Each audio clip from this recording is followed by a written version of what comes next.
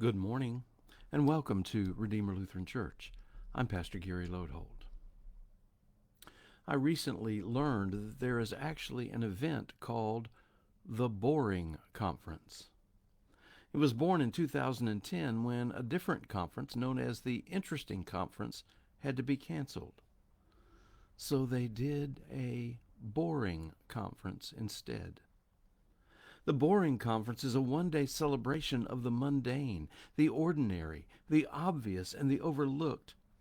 Subjects often considered trivial and pointless, but when examined more closely, reveal themselves to be deeply fascinating. Speakers have talked about sneezing, toast, the sounds made by vending machines, the shipping forecast, barcodes, yellow lines, London shop fronts, and the features of a keyboard. You have to admit, this is an odd event. So what's my point? Joy in life can be found just about anywhere and everywhere you look. And so often you are surprised by it.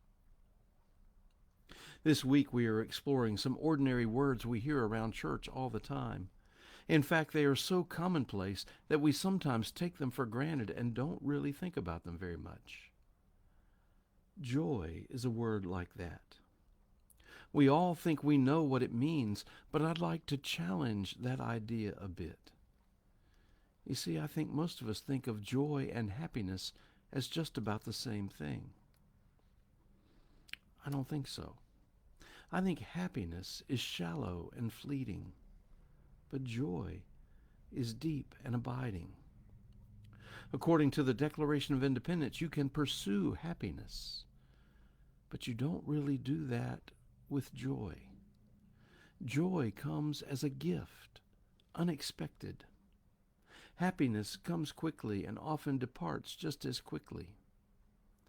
As I've already said, joy is deep and abiding.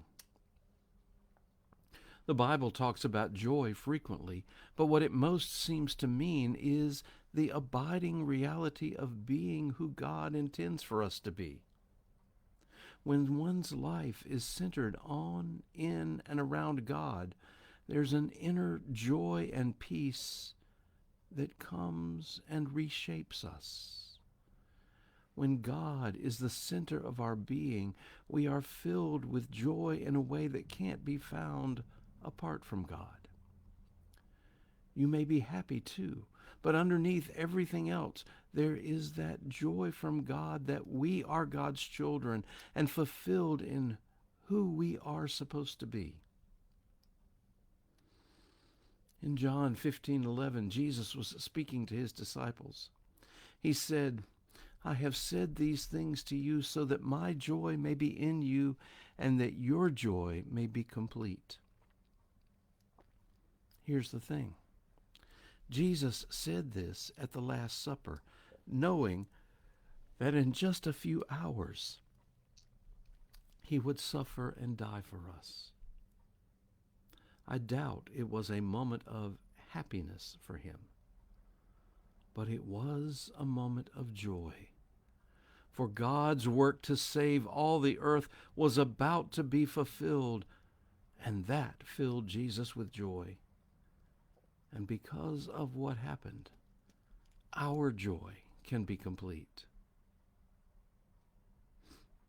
Someone once asked me what I meant by the line I used to close these Pastor Gary Live segments each day. Maybe that's it. May your lives be so centered on God always that you know God's deep and abiding joy.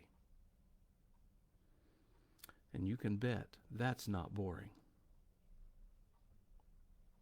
Thanks for watching, and remember to let this day belong to God.